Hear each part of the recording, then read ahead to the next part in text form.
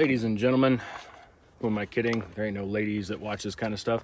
Today I'm out here to try to subjectively as possible answer the question, what's better, the old school M4 or the modern stuff? We probably won't find out, but I'm going to shoot them a lot.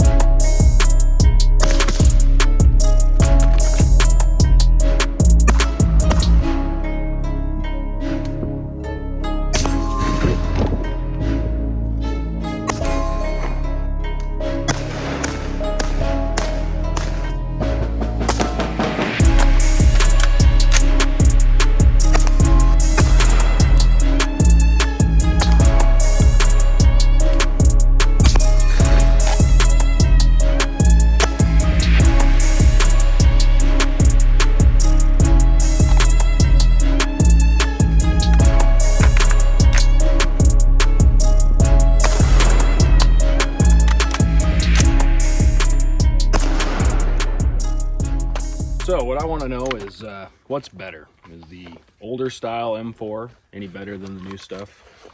I mean, clearly there's some things that are better about them, but let's take a look at what we got here. We got an old school M4.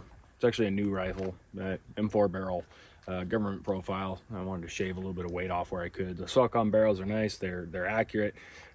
This is plenty accurate for what I got going on here. I got the 3.5 power ACOG on top of it because, like everything I clone, I don't do it right. You'll see a lot of clone parts on stuff that I put together, but nothing that is clone correct for the same rifle, especially, you know, this M4. You'd see a lot of the fixed 4 power ACOGs on here. I like the 3.5, gives me better eye relief, which I think is worth the half power and trade off the lesser field of view, slightly lesser.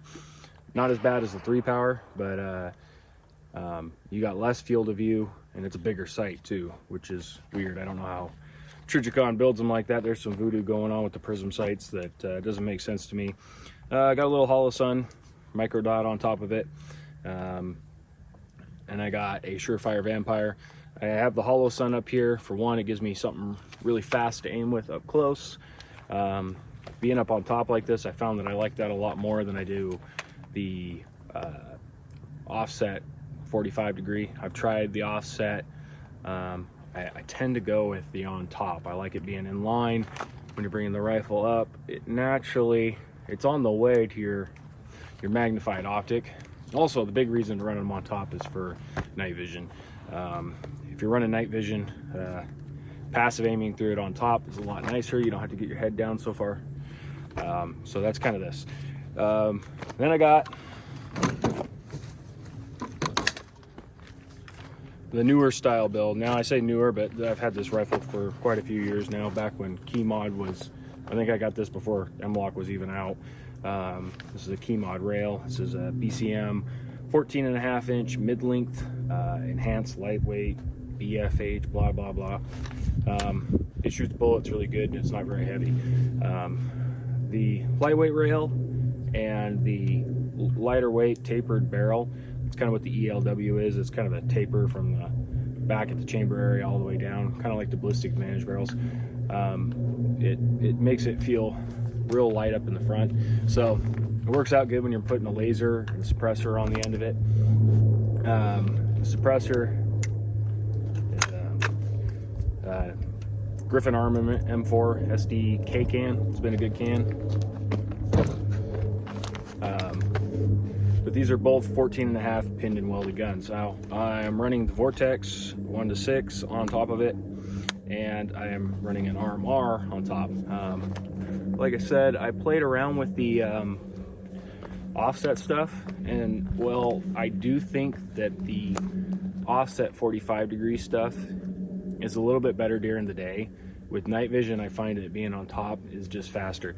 I've also messed around with this on top of a taller mount for the Vortex, and again, during the day, that taller mount's great, as long as you're not proning out. When you prone out with those 193 height mounts, really starts straining your neck, is really uncomfortable.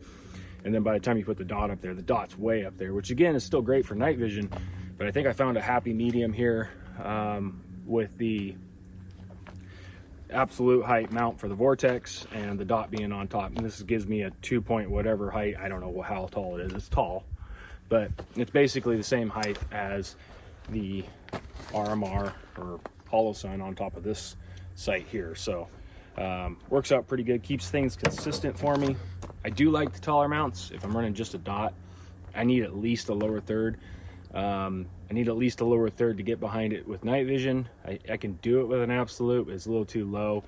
And I do like that heads up, you know, chin up, you know, more natural neck position than really burying down into the gun. And that's what I found with running the dots on top. You get that, but you still have that absolute height for longer range, more precision. Let's talk pros and cons to these two guns. Let's start with this one. This one here has a free float handguard. Don't give me a shit because of the key mod. Ain't nothing wrong with key mod. You know, like I said, I bought this back before M-LOK was even out. And a lot of the stuff I have now is M-LOK, but I don't feel a reason to change it. It's light. I have all the stuff I need already mounted on it, so I don't see a big reason to yank this off and put an M-LOK rail on there. But we're free float. What free float gives you is it's going to give you better barrel harmonics. In theory, it's going to give you better accuracy. The other thing that it does is that when you're slung up into the rifle and you're really tight, you can do a hasty style sling, crank that thing into you, and you're not going to cause any deflection in your barrel because you're not actually pulling on the barrel. Same thing when you're resting it on something. We got a lot of real estate up here to rest it on a barricade, rest it on whatever, and it's not going to change your point of impact. So that's nice. And obviously, the advantage of running a longer free float rail is that you have more room to get stuff on it. I'm able to get my hand out where I want it, get to my controls, and I'm able to reach everything comfortably in a more natural, modern shooting position. Other advantages to the modern stuff is obviously the furniture. So we got, you know, a modern style grip, you know, covers up the sharp edges on the bottom of the trigger guard there. We got an enlarged trigger guard. We got a nicer stock, plays well with body armor, QD sockets, places to mount things, just all around more comfortable. And I think that's kind of the theme. When we look at the older stuff, and keep in mind this isn't that old of a rifle. I built this not too long ago. I bought a complete rifle from BCM and I put the furniture and stuff on it. You're talking shorter handguard. This is a Knight's Armament quad rail, the Riz or the Raz or whatever, I don't know. It's got the screw in it, and I think that's different. But you got not very much real estate up here and to put your hand. Now, that is a bad thing, and it's also kind of a good thing. Now, as you can see, I don't have a laser on this one, so that frees up a lot of the real estate up on top. But with the shorter handguard, I'm keeping all the weight further back. Yeah, I can't get my hand out where I do on my other rifle without being on the barrel, but I'm able to keep my hand a little further back and keep the weight further back, which makes this lighter and more maneuverable. Now, even with the laser and the suppressor and everything off of the front of the other gun, this is still lighter because we're talking similar profile in the barrel. Well, not profile, but similar weight in the barrel. I think the ELW barrel is a little bit longer, but just the fact that it's got that longer rail on it, it's going to take more of that weight and put it out forward. With this setup, the weight's further back, so it definitely feels lighter, which makes a big difference to me. I know guys will say, well, you need to get back in the gym, lift some weights, blah, blah, blah, blah, blah.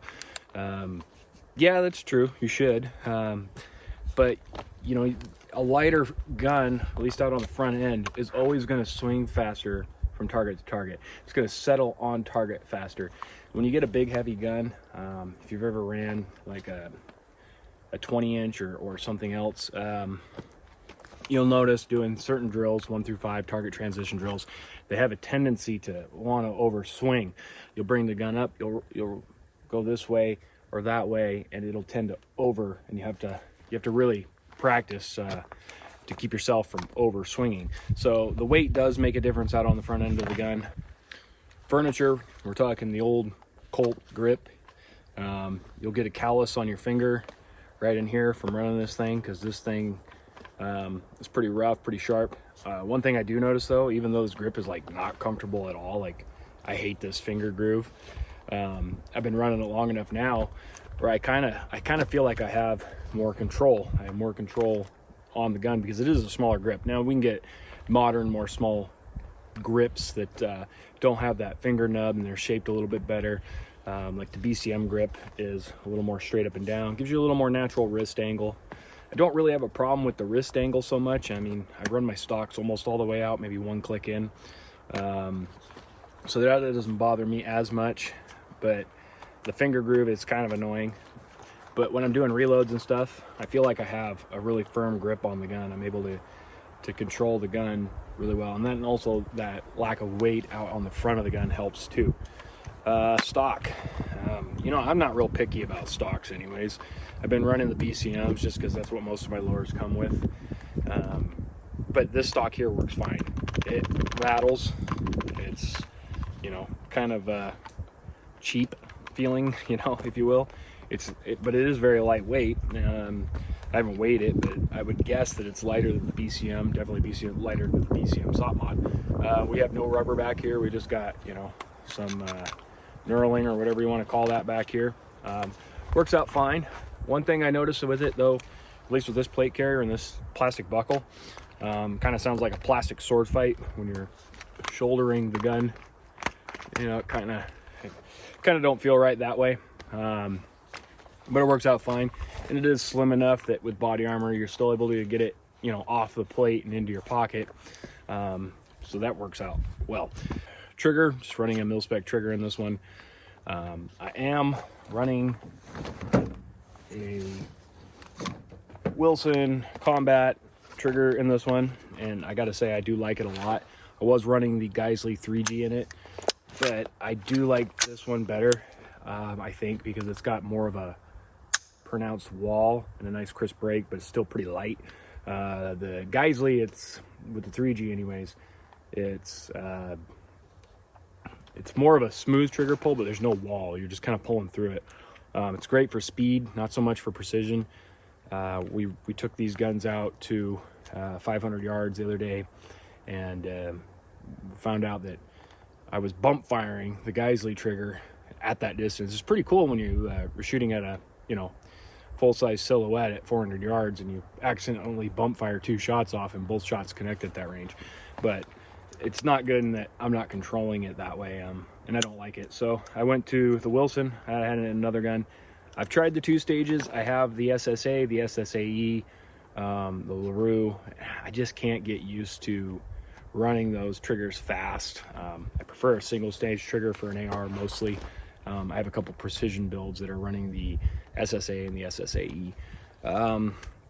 Optic, Vortex, Razor 1-6. I like this. It's simple enough that it can be fast by itself. Obviously with the dot on top, that's going to give you an advantage in up close. So in closing, what do I think is better? I don't think either one is better. I think they have slight advantages one way or the other, but I think they're both capable. And if you're like me and you spend most of your time out there on the flat range, it doesn't really matter. If you're like me and you want a pile of highly specialized rifles specific to what you're looking to do that particular week, go ahead and get it. That's what makes America great. Thanks. Bye.